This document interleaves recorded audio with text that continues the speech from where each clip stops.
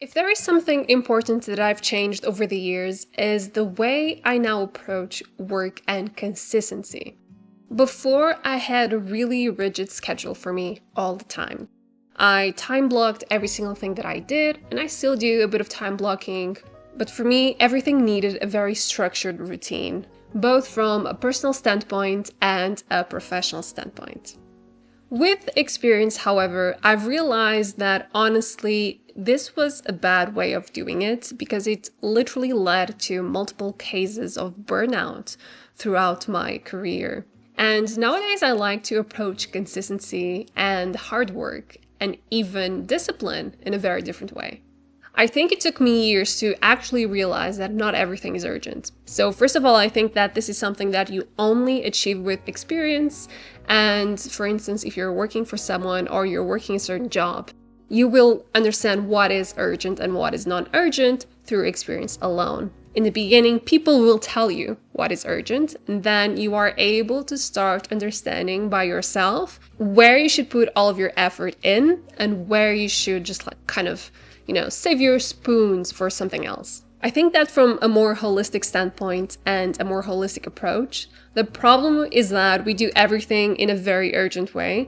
I don't know if you've ever noticed before that when you're vacuuming, you are probably vacuuming like you have 5 minutes to do it. When you are, changing your bedding or when you are doing the dishes, we do it in this kind of sort of stressful and frenetic way because we approach those tasks with urgency. We just want to accumulate as many tasks as possible in a short period of time. This is something that society tells you is useful to do because that means you're going to be a more productive human. Although that is completely normal, I now find myself at least trying to not promote that mindset and also not doing it in my own life. Also, when you realize that not everything is urgent, you start looking at your own list of tasks in a completely different way.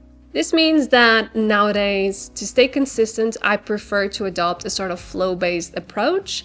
And then I have these very intense admin days where I do short bursts of work to complete a certain task.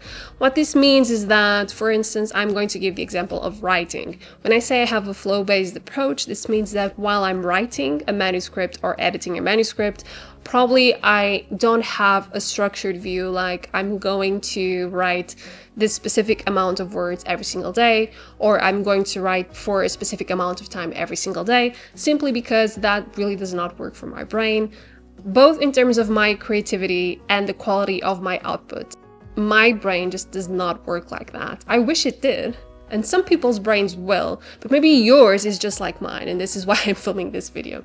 I prefer to use a flow-based approach, and this means that sometimes there are days where I will not write at all.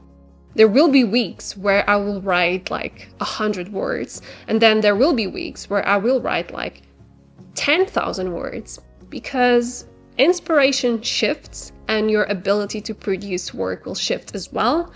Also, people are hormonal beings and we are so impacted by so many different things happening in our lives, our sleep schedule, the way we eat, how much sunlight is out there today.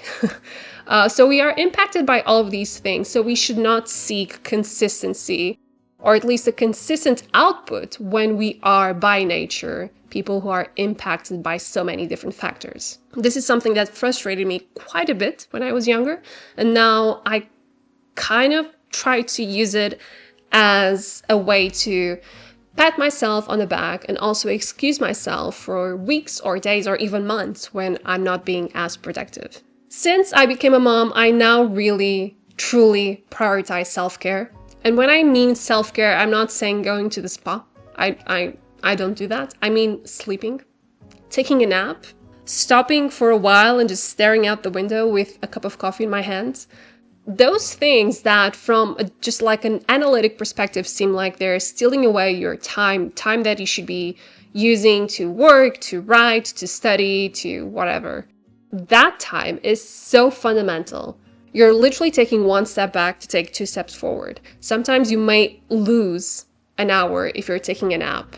In the weekend, for instance, if you're able to. I feel like I'm privileged to be able to take a a short nap sometimes. But if you are, and if you feel like you have to, do it. Because whatever work you still have to do, whether that's chores or managing your business or any sort of work-related task, you're probably going to do it better and faster because you took that nap. So this also means doing things for yourself, socializing. Sometimes I remember that when I did YouTube as my full-time job, I recall that in some instances, I would refuse to go to a certain place or meet certain people because I had to work. I really went into extreme situations of burnout because I was not filling my own cup.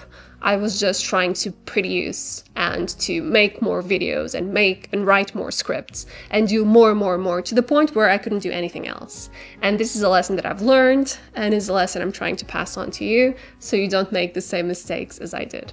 Now, with managing deadlines, I think that I'm better at managing deadlines at the moment. I have different sorts of deadlines in my life. Sometimes they're professional, or they're related to writing, or they're related to personal things.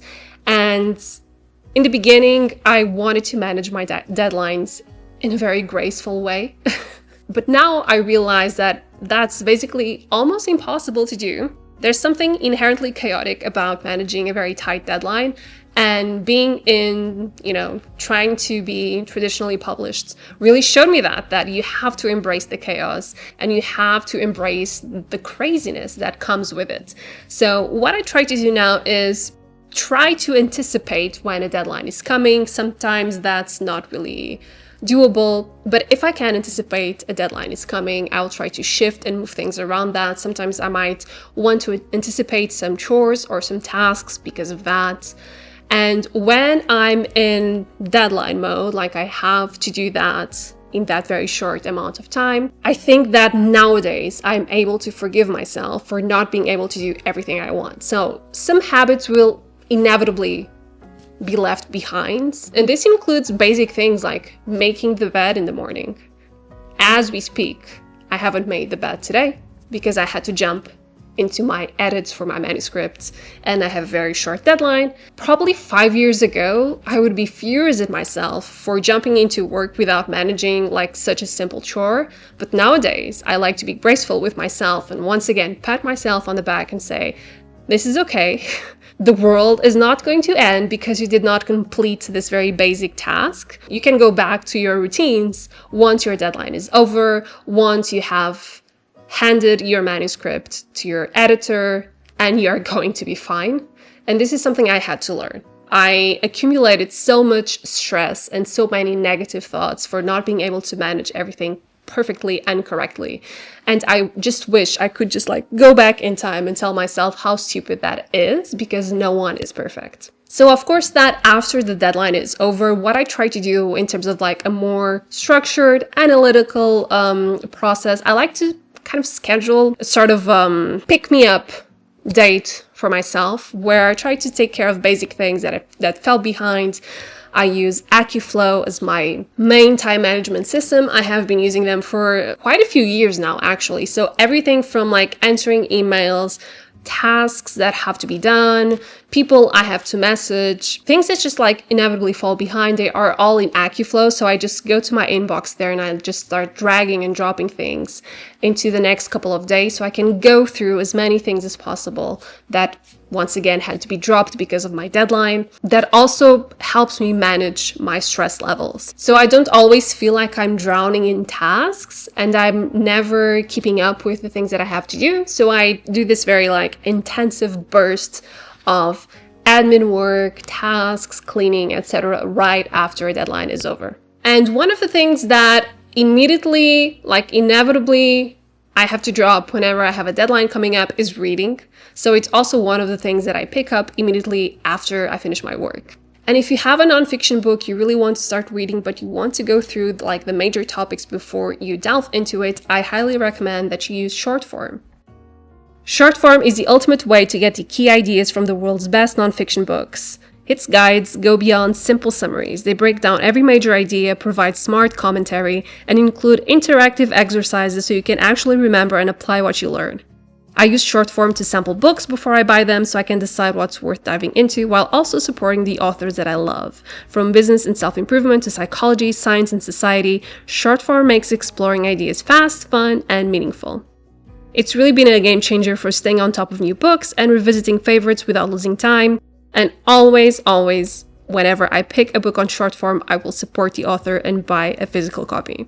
You can try it yourself with a free trial and 25% off at shortform.com/Vieira. You can also find it on the description box below. So sample, explore, and discover your next favorite book, and support the authors behind the ideas while you do it.